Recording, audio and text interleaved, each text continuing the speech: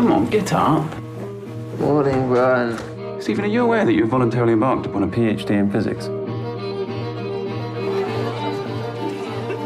Hello. Hello. Science. Arts. I'm a cosmologist. What's that? I study the marriage of space and time.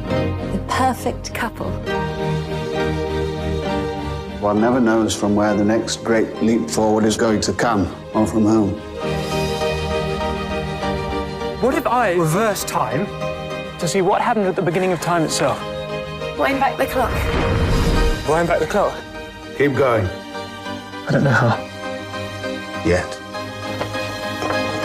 Keep winding! Where to?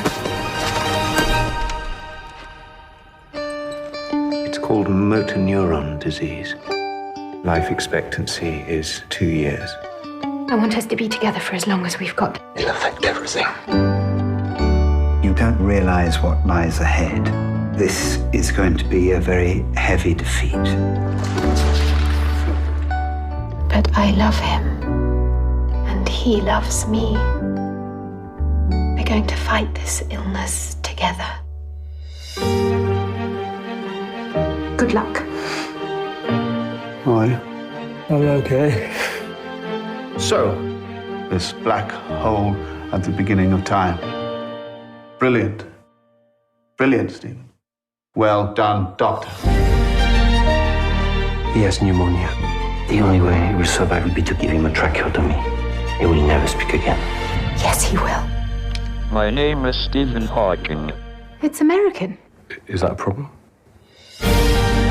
It has been a great joy to watch this man defy every expectation, both scientific and personal. There should be no boundary to human endeavor. However bad life may seem, while there is life, there is hope. Halo teman, video kali ini saya akan menjelaskan sebuah film yang berjudul The Theory of Everything 2014.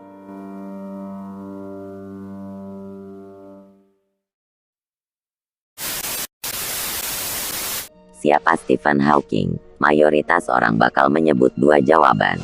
Pertama, Stephen Hawking adalah seorang ilmuwan yang menderita penyakit langka dan membuatnya lumpuh. Jawaban kedua, Stephen Hawking adalah ilmuwan jenius yang memuja sains sebagai jawaban atas segala hal dan membuatnya tidak percaya akan keberadaan Tuhan. Tentu saja keduanya adalah jawaban yang tepat. Tapi selain itu, apakah orang awam termasuk saya tahu sosoknya secara lebih personal? Banyak yang tidak, di luar kejeniusan, kepercayaan dan penyakitnya. Masih banyak orang belum mengenal sisi personal Stephen Hawking, termasuk kehidupan cintanya. Itu yang coba dilakukan James Marsh lewat The Theory of Everything yang merupakan adaptasi dari memoir berjudul Traveling to Infinity, My Life with Stephen tulisan Jane Wilde Hawking, mantan istri Stephen Hawking. Dengan image-nya yang identik dengan sains atau bahkan God kompleks, jelas film ini menjanjikan sudut pandang menarik sebagai usaha memanusiakan sang fisikawan. Kisahnya dimulai pada 1963 saat Stephen Hawking Eddie Redmayne masih mengejar gelar PhD di Cambridge University. Di tengah kesibukannya mempelajari matematika dan fisika untuk menyelesaikan tesis, Stephen bertemu dengan Jane Wilde Felicity Jones di sebuah pesta. Meski berasal dari dua dunia yang berbeda, Stephen orang sains, Jane orang sastra. Stephen ateis, Jane penganut Kristen yang taat. Tidak sulit bagi keduanya untuk saling jatuh cinta. Tapi malang menimpa Stephen saat ia terjatuh dan mengalami benturan keras di kepala. Dari situlah ia didiagnosa menderita motor neuron disease, sebuah penyakit yang akan membuat seluruh otot dalam tubuhnya tidak berfungsi, meski kemampuan otak tidak akan menurun. Dokter sendiri menyatakan bahwa Stephen tidak akan bertahan hidup lebih dari 2 tahun. Dari fakta bahwa otaknya akan tetap berfungsi, Stephen terus melanjutkan penelitiannya guna menemukan Theory of Everything, sebuah teori yang ia percaya dapat menjelaskan semua aspek di alam semesta. Dia tidak menyerah karena di saat yang sama, Jane menyatakan akan tetap setia menemani Stephen dengan segala kondisi fisiknya. Beberapa pihak mengkritisi film ini karena terlalu berfokus pada romansa dan menepikan sosok Stephen Hawking sebagai ilmuwan jenius penuh gagasan luar biasa. Bagi saya itu kurang tepat. Suatu film haruslah memiliki fokus utama, sedangkan dalam film dengan unsur radiopik seperti ini, merupakan hak prerogatif seorang sutradara untuk menentukan aspek mana yang akan dieksplorasi dalam hidup subjeknya. Harus selalu ada fokus. Karena untuk mengcover segala sisi kehidupan seseorang dalam satu film, mungkin butuh durasi di atas 3 jam. Itu pun masih tetap harus dibarengi dengan pemaksimalan setiap aspeknya. Jadi sah-sah saja di saat naskah adaptasi Anthony McCarten dan sutradara James Marsh lebih banyak berfokus pada kehidupan cinta Stephen Hawking. Jangan lupa bahwa film ini juga diadaptasi dari buku Jane Wilde yang lebih banyak bertutur tentang hubungan mereka berdua. Lagi pula Marsh dan McCarten tidak sama sekali menepikan sisi Hawking sebagai ilmuwan.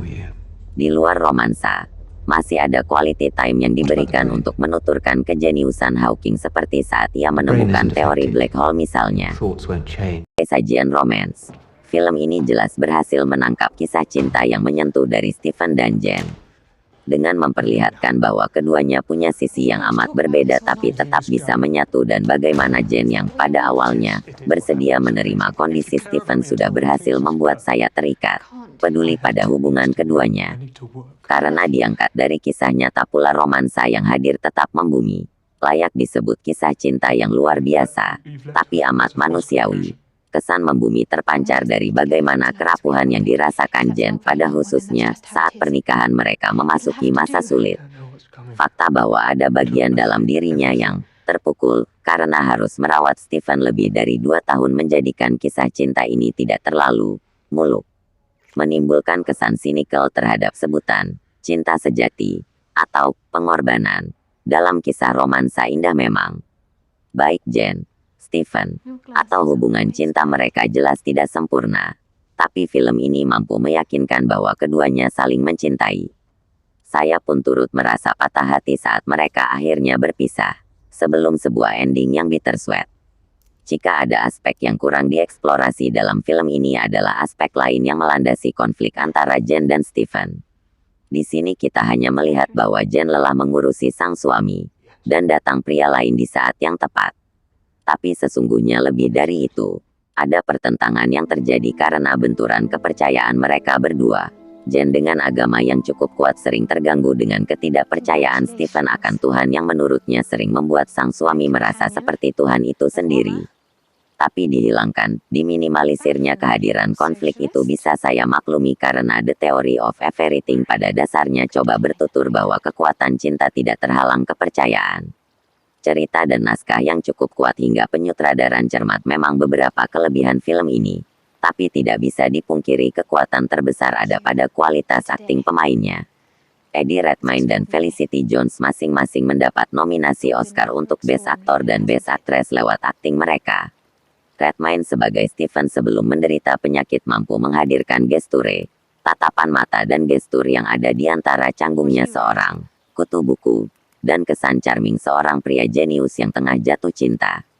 Mengesankan, tapi tidak ada yang melebihi performanya sebagai Stephen pasca motor neuron disease. Aktingnya berpotensi jatuh menjadi hanya sekedar modeling dangkal, tapi Redmayne masuk lebih dalam. Gestur, ekspresi dan cara bicaranya sebagai Stephen yang lumpuh bukan sekedar tiruan, tapi definisi sempurna dari menjadi.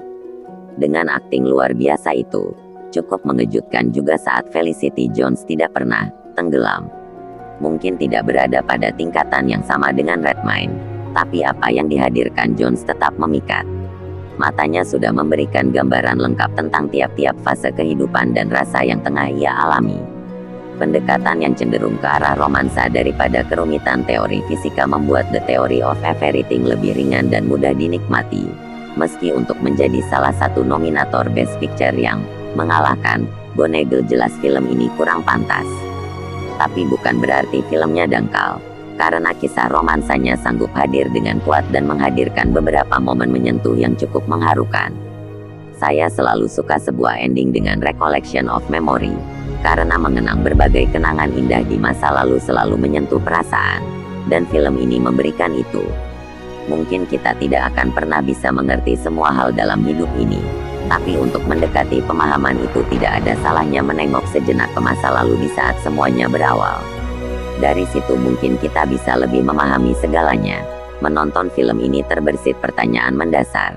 Mungkinkah teori of everything yang terus dicari oleh Stephen Hawking sejatinya adalah cinta itu sendiri? Begitulah kisah dari film The Theory of Everything. Dan sampai jumpa kembali.